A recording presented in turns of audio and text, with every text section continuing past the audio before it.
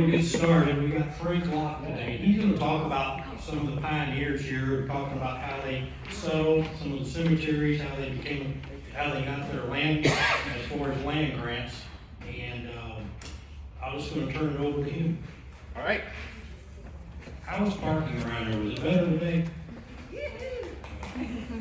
Not saying that negatively, because that's something we've been watching when the tax office did move out, because that has been an issue for us around here at noontime.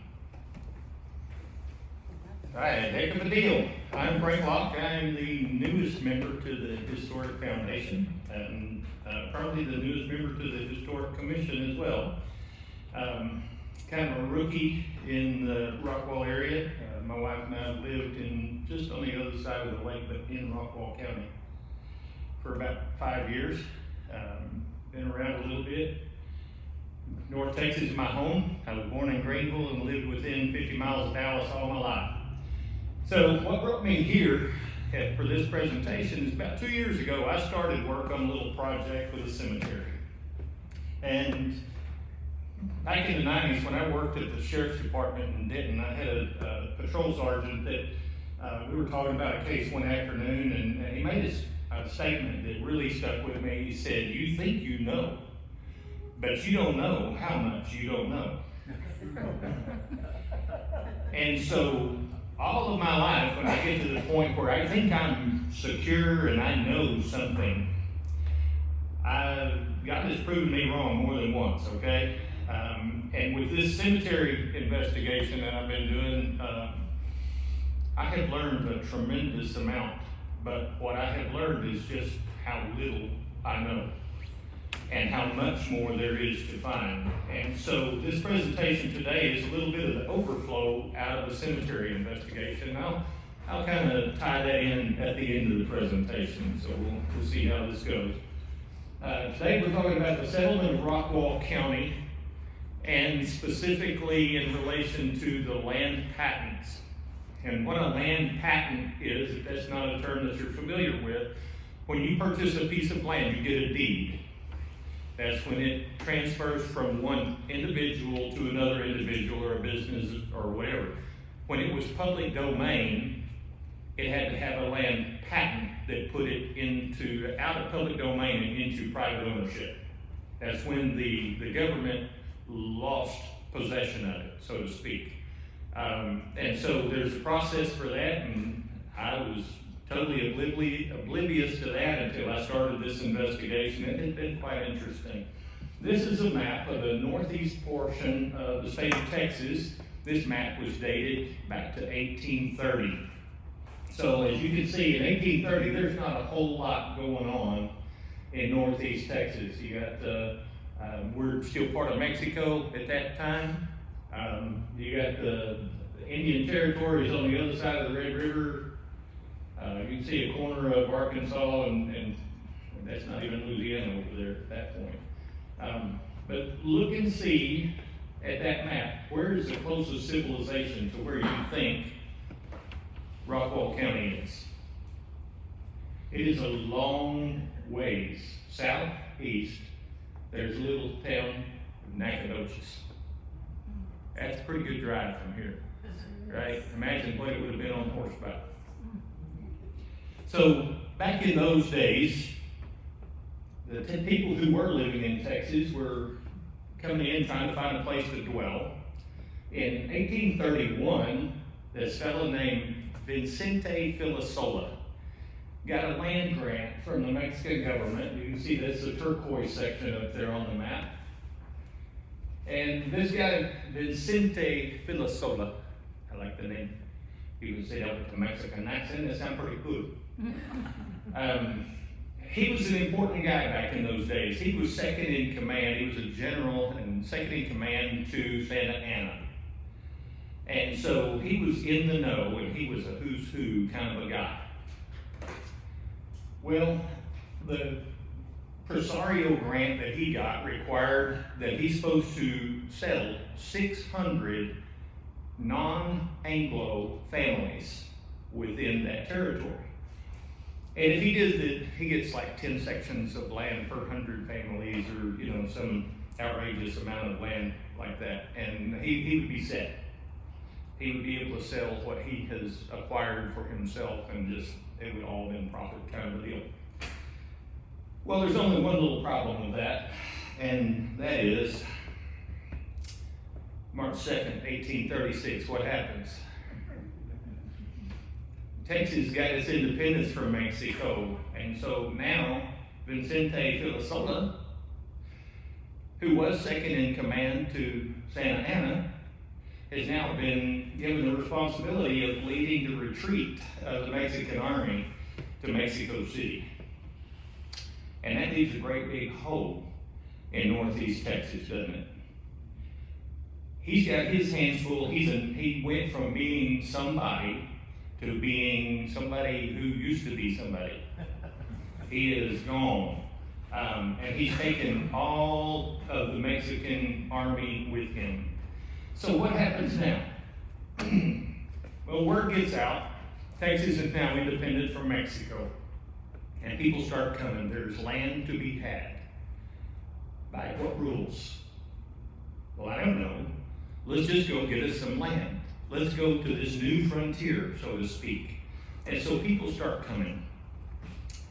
Well, some of those people that start coming, there's a fellow named Daniel Rowlett. And he leaves Kentucky, and he comes to Texas, and he brings 5 or 6 friends and their families, and they settle way up on the Red River up towards Denison.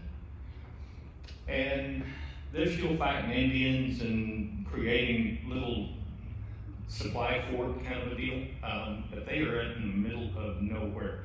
There's another fellow in the area, his name is Colin McKinney, and he's going back and forth from Red River to Austin, and he's leading settlers in from the river. And then he goes a little farther and he starts bringing people from St. Louis, Missouri, and they're, people that are going on the Oregon Trail. They heard about that trail being so treacherous, and they don't want to go that far, and they don't want to go on the Oregon Trail, so they take a little detour and they come south from St. Louis. Somebody had to lead them.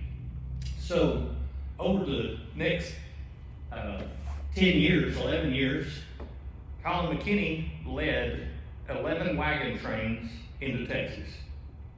And I don't have details on exactly what dates, but that's for his family biography kind of a deal.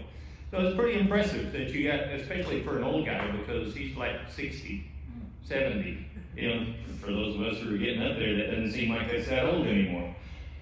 But imagine being horseback in the middle of nowhere by yourself at that age. That would put a whole different perspective on things to me. So, as the Republic of Texas, they kind of redrew the lines a little bit. The pink section there, you see Nacogdoches, that's Nacogdoches County. And it used to cover quite a bit. It goes all the way up to Fannin County, which wouldn't be too far north of here. And then Red River County covered everything from there to Texarkana. They threw a wide loop. And then the shaded section up through the middle, that's the timbers, that's cross timbers, and that would be the Flower Mound area up and down through there. Just to the east of those trees would be Interstate 35 these days. So these people are coming in. This map is one that Stephen F. Austin published in 1840s. So that kind of gives you an idea of where we're looking at with counties. In 1844, this map was made. I don't know that the Central National Road of the Republic of Texas ever came about. I have seen documents where it was surveyed, but I don't know that it was ever completed. And I haven't found anybody who's got a lot of information about that. If you know about that, please let me know. I'll be the first to admit I am not an expert on this stuff. I'm just sharing what I've learned, okay? Right over here on the section where it says Collin County, the bottom left corner, you can see that's the bottom end of Preston Trail. And then if you follow that up to the Red River, that's Preston's Crossing and Coffee's Trading Post. There was over 1,100 wagons crossed that crossing in the spring of 1845 in 6 weeks. There was a lot going on back in those days. And Colin McKinney was bringing them down. There were settlers that were going to Peter's colony, which y'all know as the colony. All right? So there's stuff going on. It's isolated. You're a long ways from anywhere. But there's people that are trying to make a difference here. In 1844, this fellow that got the Mercer colony is Charles Fenton Mercer. He was a big shot back east. And he was into politics and banking and one of those movers and shaker type folks. Well, he comes and he finds out that Peter's colony really hasn't lived up to its obligation to bring in so many settlers. So he goes to Sam Houston and says, "Hey Sam, you know me a long time, buddy. Why don't we fix this? Give me a grant and I'll bring in so many families per year and we'll do the things that Peter's colony said they were going to do and they hadn't got done." And so Sam Houston says, "Okay, let's do that." And so he gets the grant, and the very next day, there were injunctions and lawsuits filed saying Sam Houston didn't have a right to give him that land grant. And so everything that is a result of that is tied up in legal battles for the next 15 years, okay?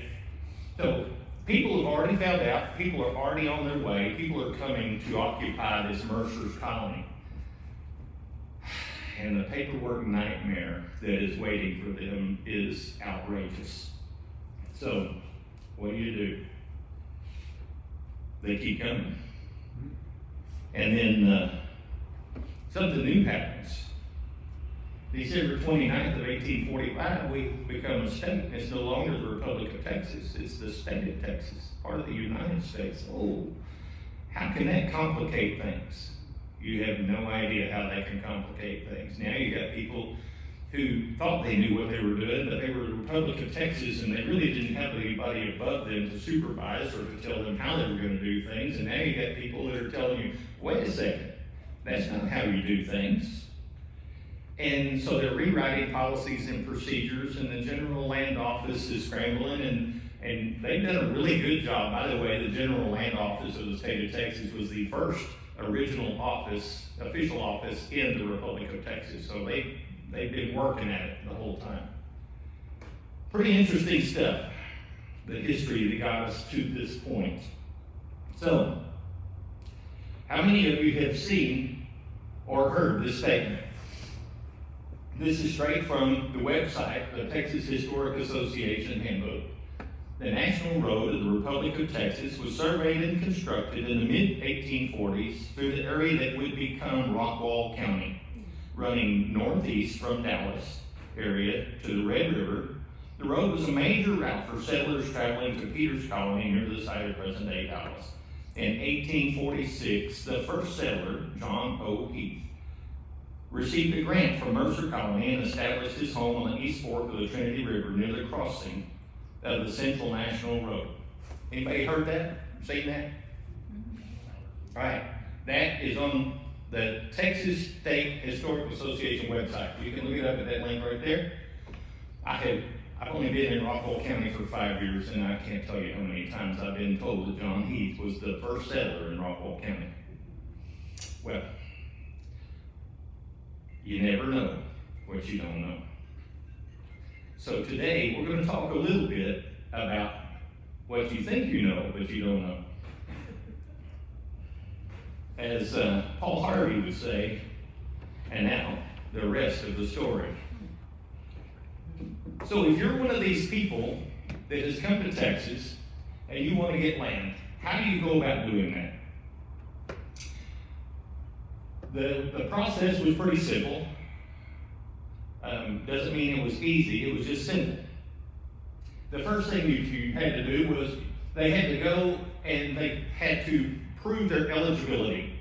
You sign an affidavit that says that I was here on such and such date and brought my family from wherever that you came from, and we've been living in the state of Texas for such and such period of time.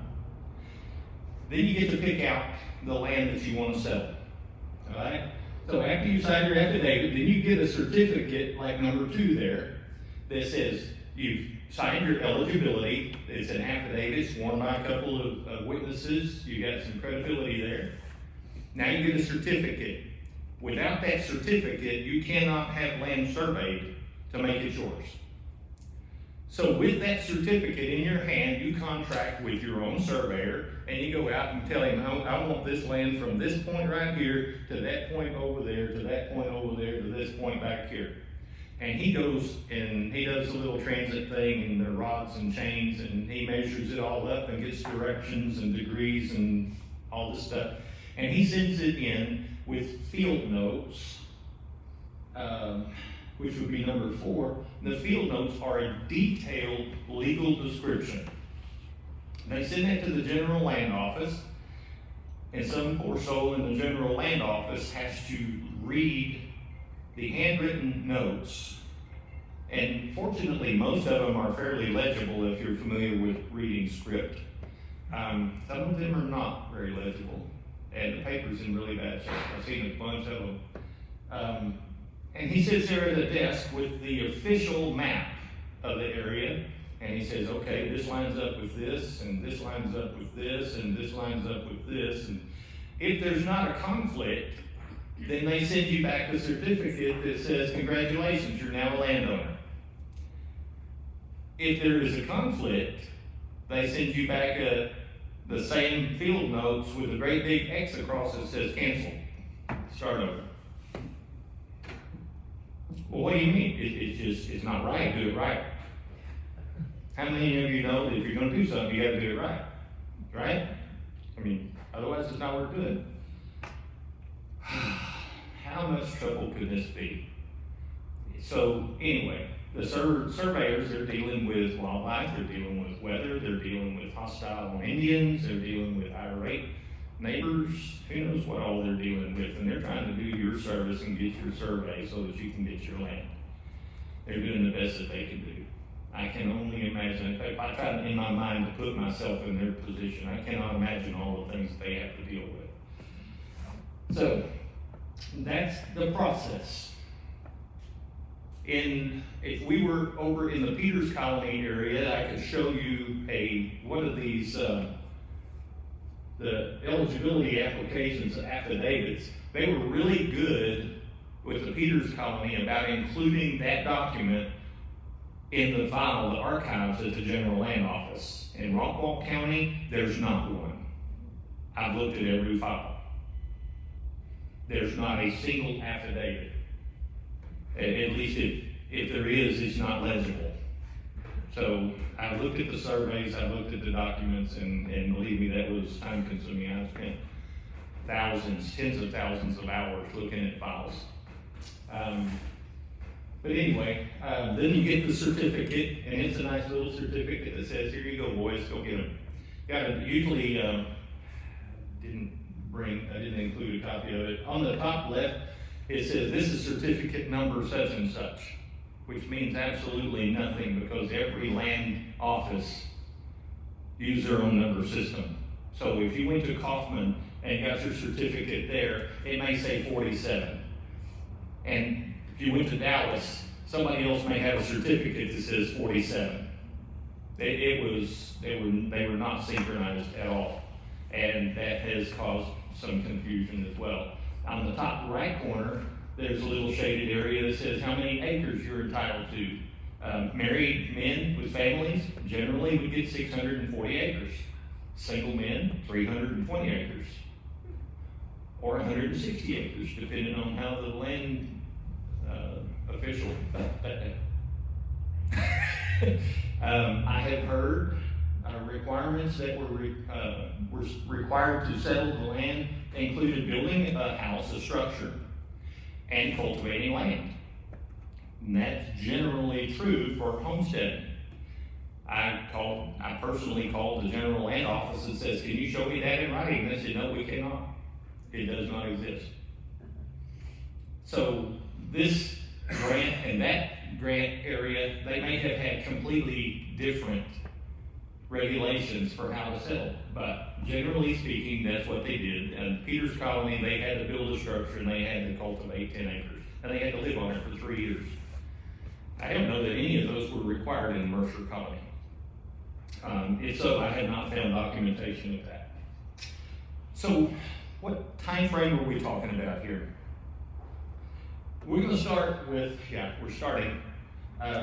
This is the oldest map of what includes Rockwall County that shows the land property lines. This is from 1867, and this is Kaufman County and Rockwall County, because at that time they were all Kaufman County until 1873, I believe. Trying to work, is that right? Yes. It was either 73 or 78, I couldn't remember. Too many figures in my head. So today we're going to look at what's within the Rockwall County portion of that map. That's what we're going to work off of. And we're going to start from 1850, and there's a significant reason why. Well, actually it'd be 1845. So this is the part of that map that shows Rockwall County. And you see some big properties down in the lower right and the lower left. Those folks got their land by head rights rather than a colony grant. And a head right would be those people who were in Texas prior to being the state of Texas. They served in the army, they were settlers or whatever, and provided some service to the state of Texas. Texas didn't have any money.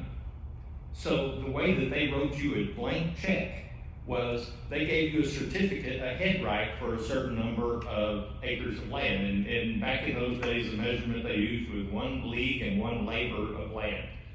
That was completely foreign to me. I had to look it up. It's like 4,612 acres for a league and a labor of land. That's a pretty good chunk of land. So these big chunks down there on the bottom, that's what those are. Those were people that came in with head rights before any of the settlement colonies. They picked their land, they had it surveyed, and we will look at some of those people. This is what that map looks like as an aerial photograph. Y'all can look at that and you probably recognize some familiar features. You see lower left, it shows Heath. That's the city of, not John Heath, but that's his neck of the woods down there. McClendon. And Poetry's almost on the map in the lower left. But you can also see that a bunch of those pieces of property were covered up with water. That lake out there, that wasn't there. Okay? As a matter of fact, most of the trees in this county weren't there. Think about this being open grassland. You could see for miles. The only place there were trees was along the creeks.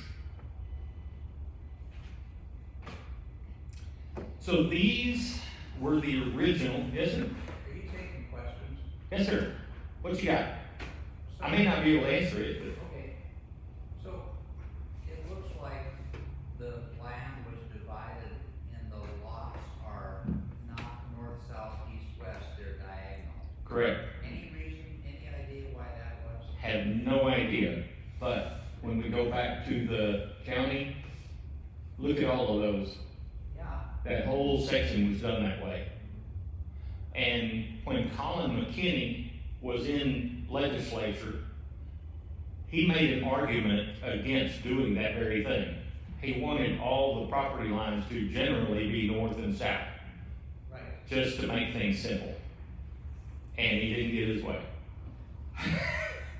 It would have been a whole lot simpler if he had. But while we're on this map, this being Kaufman County, look how far it is from Rockwall down to where Kaufman and Terrell are. That was the only civilization within a day's ride on horseback. Unless you were on the far northeast corner of the property, and then it was about the same distance to McKinney. as it was. And of course, back in those days, may not have been McKinney, it was like Lovejoy and all those little spots out there. All right, so these 4 pieces of property right here, when Texas became a state, these guys already had their patent in hand. They had already gone through the application process. They'd already got their land surveyed. They'd already had it turned into the general land office. This was a done deal for them. The July the 11th, which is the center over there on the right, that was Samuel McFadden. He was the first person to have a land patent in Rockwall County, and part of it is in Rockwall County, and part of it was over in Hunt County. So he came to Texas in 1821. His headright from the state of Texas is dated February the 1st of 1838. He'd been here a while. His property was surveyed in August of 1840. So that deal that we saw earlier from the Historic Association that said that John Heath was the first, you might say he was one of the first, but nothing is absolute, right? So he had the privilege of being the first property owner in what is now Rockwall County. The lower right was actually a female pioneer, Elizabeth Graves. Now, there's an interesting topic. Female settlers in Rockwall County, there's 4 of them back in the day. Can you imagine how independent those women must have been? You talk about Bell Star, so to speak. Who knows? It was a rough country back then. Elizabeth Graves, she came here in 1825. Her headright dated February the 8th of 1838, and was July of 1840 is when it was surveyed. So she was right there. As a matter of fact, I think they used the same surveyor, and he filed on the same day. Kind of a deal. So, up at the top, the one that's closest to the Republic of Texas flag, that is Joseph Strickland. And don't worry, I'm not going to do everybody in the whole county today.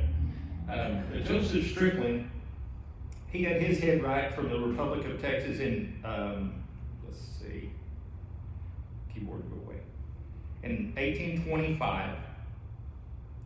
And his property was surveyed in 1842. So what did he do from 1825 to 1842? He is cruising the state. He is an adventurer. He is going places and seeing things. And so when he got here in the 40s, 1840s, he decided, this is out of everything I've seen in the state of Texas, this is where I want to be. And so he found the property he wants, and he had it surveyed and got his property. So the one that's in the corner over there, that's a fellow with a very interesting name. His name is Lucius B. Outlaw. I just knew it was going to be I.B. Outlaw, but it was Lucius. So he was actually wounded in the Battle of San Antonio de Bexar. And so his headright specifically states this is for your service at that battle. That was in December of 1837. His headright, he didn't get the paperwork until 1840, but his property was surveyed and everything was completely done in 1845. So he just barely under the wire in the Republic of Texas.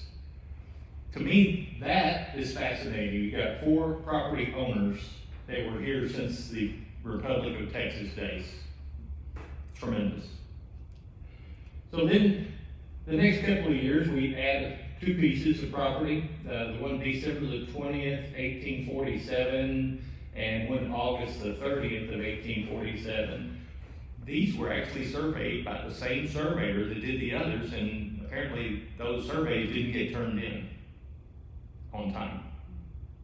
And so I guess it was an itinerant office because they'll be in Dallas one day, and they'll be in Kaufman one day, and they'll be in Greenville one day, and all the paperwork for these happens like one day out of a month. And there's not multiple days out of the month. So you had to make an appointment by mail, perhaps. Remember, they didn't have any of the electronic stuff. Imagine trying to hook up with somebody that's in the office one day a month, 30 miles away. It was a pretty good store. What do you say back there? You say that sound like a good plan to you? I said that still occurs sometimes.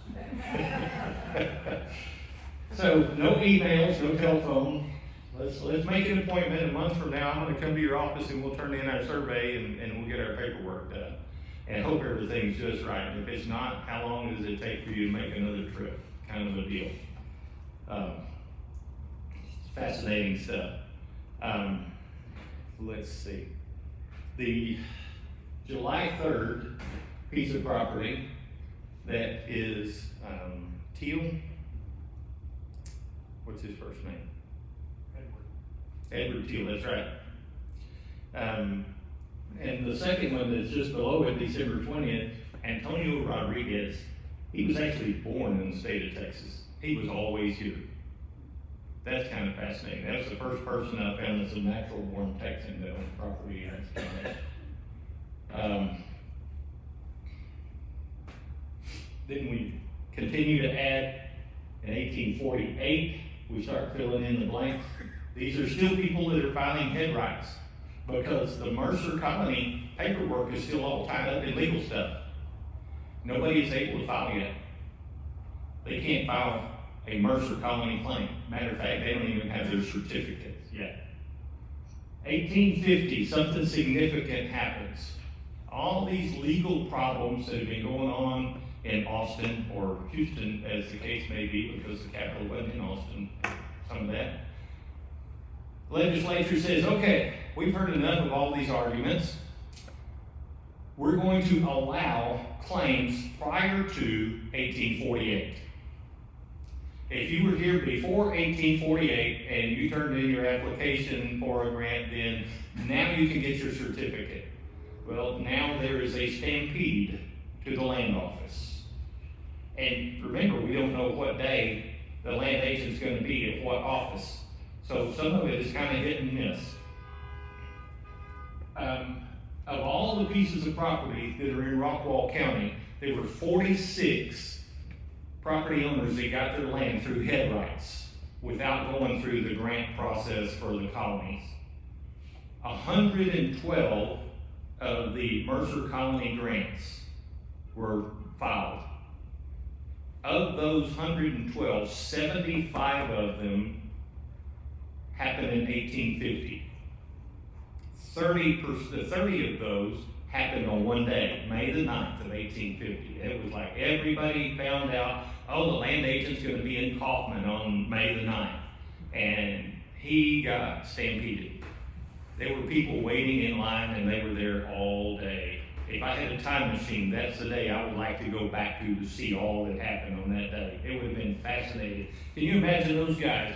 They've been here, they've lived on their land, they've shared experiences, they've been neighbors, and now they finally get to file for their certificate and get their land surveyed so that they can get ownership. What kind of bond have they built? What kind of relationships have they built during that time? To me, that was just, it's fascinating to think about. And as I go through here, I'll point out a couple of people that I know what they did with their land, kind of a deal. So that was 1850. 1851, man, now we start seeing these things are just starting to fill up. Up there, the big block, it says 1851, that's where the Kroger is up here on Goliad. So that kind of gives you an idea of where these are going. All of that area up there, and then boom, we got more property owners coming in. 1852, it's not taking long to start filling in the blanks, is it? Well, if John Heath came in 46, and he was the first settler, and all of this is going on, wait a second, let's look at John Heath's property down there. He hasn't got a patent yet. What's going on, John? Well, He did a lot of things in those days. He was a sheriff's deputy, he was in the military, he was a postmaster, he did a bunch of stuff, he wore a lot of hats. Well, not to mention the fact that he had to have his property surveyed 3 times before they finally got it right. And so, even though he was on his property and it had been surveyed, all the property survey problems caused him to not get his patent until much later. So this is another one of those situations, you think you know, but you don't know how much you don't know. He was there, but if all you looked at was the day of the patent, it would say 1860, he was already there. As we fill in all these little gaps up here, let me back up one. All right, so you see the 1852 on the top left. Right below that, the one that says 1853. Now, that's what got me into this. This is Nathan Butler. The Nathan Butler Cemetery is up there, and nobody knows anything about it. And so, that's what got me on the hook. That didn't have anything to do with anything, but interesting to me. And a lot of the people that are around there, we'll introduce in a little bit. 1854, we start going a little bit farther east. 55, 56, 57, 58, and 59. Finally, 1860, there's another surge of people that finally got their stuff done. After 1870, these people had been in legal battles, and some of these didn't get their land patent until the 1930s. They were fighting over legal issues from the Mercer Colony drama for 80 years. Can you imagine that those people were tenacious? Who knows how many times they had sold that property just to be rid of it because of all the headaches. And somebody was tenacious enough to stick with it and finally get all the paperwork done. Now, let's say you have a certificate that says you have 640 acres, but the piece of property that you get surveyed is 442 acres. You have a balance of land. Well, what do? Well, you go out and find another smaller piece of property so that you can spend the balance of your certificate. Let's see.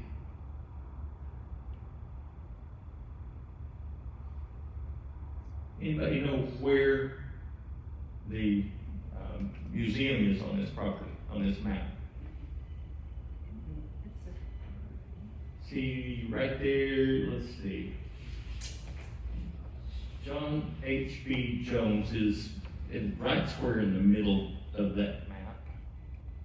The one that's not claimed yet. Above that and to the left, you see one that's 1852 is sideways. That's where the sports complex is, over out towards the airport, okay? So the next property to the west that doesn't have a date on it yet, is right there, and then it goes to 1854. That was owned by Reuben Ballard. Anybody been to the city of Wiley? What's the main street name? Ballard Avenue. Okay, that's the Ballard. This was a leftover piece of his grant that was up there in the top left corner that says 1852. These people, I never hear anybody talk about them. There's no landmarks or anything, but these people up there were significant settlers. They weren't necessarily the who's who, but they were people that got things done. One of the neighbors up there, John Cass, don't know if it's a G or a C, Cass. He owned property that was right up there where it says 1862 in the top center. He started the first sawmill. Before that, they had to go to Longview for lumber. Can you imagine riding a wagon to Longview? Now, we talk about sister cities with politicians and doing things to cooperative and promoting everybody. If Rockwall County had a sister county, it should be Callaway County, Kentucky. And I'll tell you why real quick, because I'm almost out of time. Callaway County, Kentucky was bought from the Choctaw Indians in 1818. It was a guy named David Jones and Thomas Stewart. These two guys were the founders of that county. They dealt with the Indians and they came to that county and they settled it. They hired a young fella named Daniel Rowlett as a surveyor. He was a young fella. He came in, he surveyed the whole county, he made his home there and built a family there. He married the granddaughter of David Jones. It's the granddaughter of David Jones. They built a family. Well, in 1836, he's the guy that came to Texas. One of the guys that came with him was Richard Haywood Locke. I've heard that name before. Locke. Yes, we are related. Long ways back, but yeah. He brought some other guys with him, and they proceeded to establish Texas. And I'm going to show you how they're connected. Anybody does genealogy stuff? Back in the 1930s, there was this deal called the 6 degrees of separation. Have you ever heard of it? That everybody in the world is related within 6 contacts, so to speak. I have found that to be so true, especially with these folks. I don't know if, we hear stories about people from Arkansas being inbred, kind of a deal. This isn't that bad, but let me tell you, you never know how much you don't know until you start looking. So I did genealogy on every one of these people to find out how they're connected. All right, so the center of this diagram is John H.B. Jones, and to his left is Martha Amy Jones, and her husband is to her left, Oswell Heath. So they are brother and sister. Remember the Jones name. David T. Jones, that's actually grandfather, not father. Polly Jones married Daniel Rowlett. That's how they're connected. So Martha Amy Jones, John Rowlett's wife, is the niece of Daniel Rowlett's wife. When I read that deal about John Heath coming to Texas, the first thing that struck me was, what, was he just out for a Sunday ride? How do you get from Kentucky to Texas? What was he doing here? And inquiring minds want to know, why was he here? Well, now that we know that he's connected with Daniel Rowlett, and Daniel Rowlett was already in Texas, maybe that has something to do with it. And the fact that Daniel Rowlett and Colin McKinney were compadres might have something to do with how the family got from Kentucky to Texas. Is that a fact? That's speculation, because I haven't found a document yet to prove it. But it's an awful lot of coincidence when you see where I'm going with this. All right, so bottom left is Glover Wells and Reuben Wells. They were Rockwall County property owners as well. They are connected. Top left over there, Sarah Wells was the wife of Nathan Butler. Glover Wells was her brother. Reuben Wells was Glover's son. Nathan and Sarah had 2 sons, Thomas and John. They came with them from Kentucky. Their daughter, Armenia Butler, married John Jones. Another daughter, Eliza Butler, married Reuben Butler, or Ballard, the Ballard from, John H.B. Jones had a brother, male, it's like Ishmael, but without the Ish, and Charles. They came from Kentucky to Rockwall as well. Reuben Butler had a son named Neely. All of these people in the lower part of that came to Rockwall County together. What are the odds that they came at different times than John Oswell Heath? I think they all came together. Or John Heath came when they came and he was scouting things out and then brought his wife, who was pregnant and didn't want to make the trip in the first place. All of those pieces of property are connected. by family. All of those people were here before 1848.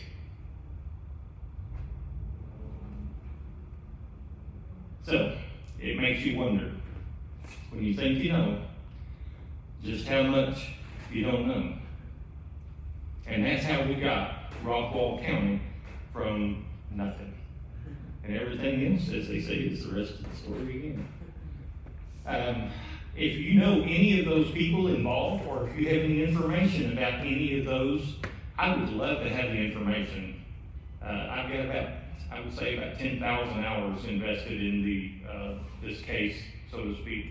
I do investigations for folks on things. We're trying to find some graves that were moved at the Heath Cemetery. I have a report that 18 of those graves that are in that cemetery were moved there from a different cemetery back in the 1930s. If anybody has any information about that, I would love to have it. Thank you all so much for your attention and your time.